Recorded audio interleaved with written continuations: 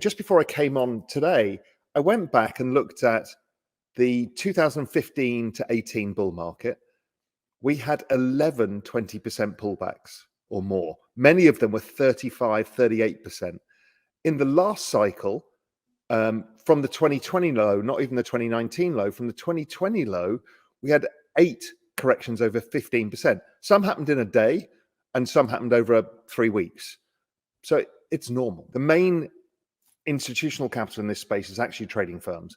There's very few hedge funds and there's very few big institutions. So these guys see that massive buildup in leverage. They wait for something and then they press it and everyone gets liquidated and they make a ton of money from it. It's classic kind of market maker price action. It would have happened on the New York Stock Exchange floor. It happens in the futures exchanges. It happens always. Another mantra that I have when you're in the middle of a bull market that has the macro behind it is it's all fucking noise. It's just noise. And so, has the main thesis changed? Is the world becoming less digital or more digital every day? More. Are investors who aren't exposed to it getting more interested in it? Yes.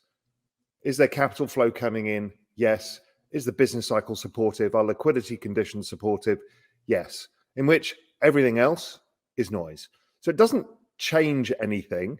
It actually gives it a higher probability of rising. And it gives it a higher probability of rising because you flushed out the leverage. Now we can have a rally and maybe a sideways consolidation before it actually goes live, right? So we've got announcement and then live date, and then the masses need to be mobilized.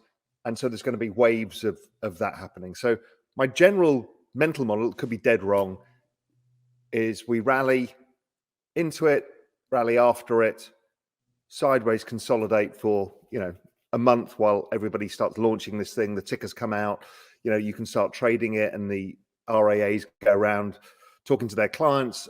And then by March, it all starts going batshit crazy. So if price, last year was the best advert you wanted for an ETF to launch. If you'd have launched the ETF in November 2022, you'd have raised 30 million bucks and everyone would have been embarrassed. Bitcoin's done 150% last year. That's pretty interesting to people.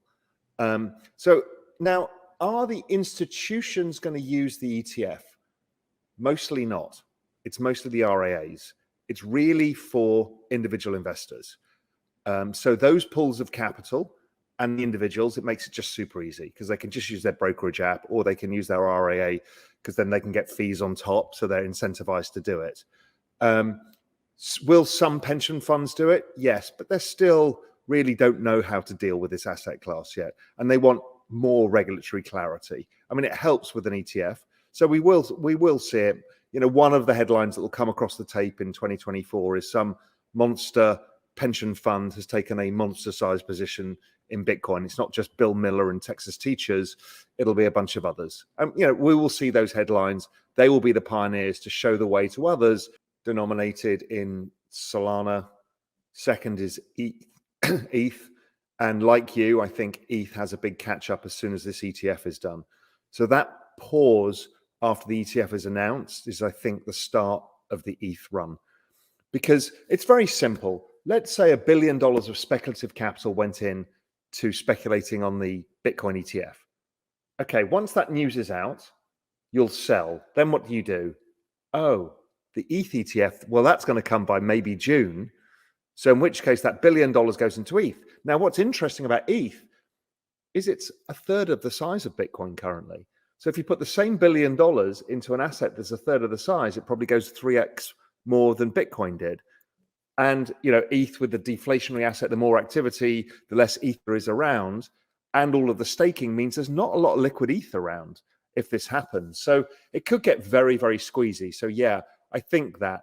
And maybe at some point it'll play a bit of catch up to Solana. I think Solana beats it all cycle, but there'll be legs when ETH does really well, much like Bitcoin started off out of the gates faster than anything.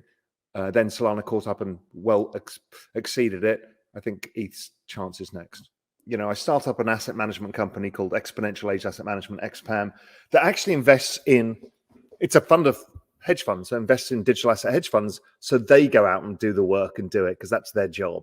I'm just not smart enough to find it. One thing I do know is some tokens with new charts will do well. Who's that going to be? Is that going to be, we've seen it with Bonk, could it be with any of the others, a whole bunch of these? And that's a bit of a crapshoot who gets adoption. The one thing that for everybody else to bear in mind is that these cycles tend to play out the same way. So it tends to start with crypto spring. Is Bitcoin dense? We then start transitioning later spring, and it seems to be always DeFi season. I don't know why, but DeFi season starts taking off.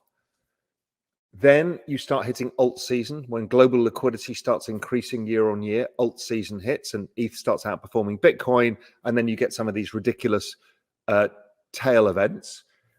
Also, NFTs lag.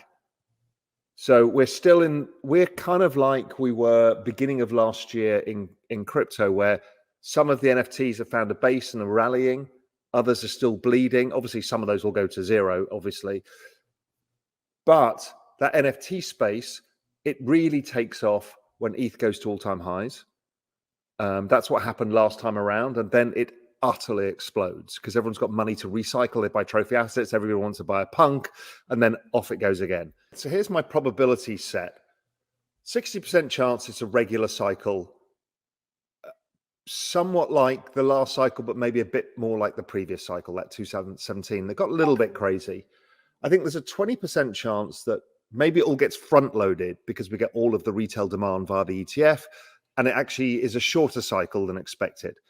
If you think the previous cycle was actually a bit stunted versus where people's expectations were, maybe this is stunted in terms of time. The other outcome I've got, the other 20% chance, is that this is a gigantic bubble cycle, somewhere between the 2012-13 version and the 2015, because everybody can now participate. Everybody was a little bit shocked that we didn't have a final leg last time around. So they now got that imprint, like they've all been waiting for the down 50% leg, the COVID leg, which is not going to happen again. So they're now all expecting that it to be a smaller cycle. And I always look for where can the crowd be wrong, but still be right, which is like it's going up, but it goes up more. So my forward-looking indicators of liquidity going up. The business cycle following that path. Inflation falling. Look at trueflation. It was down at 2 point whatever again. I still think it goes to zero. And then following it will be the core inflation will keep deflating. Unemployment, who knows? I think it rises a little bit from here. But that's enough to bring the Fed into action.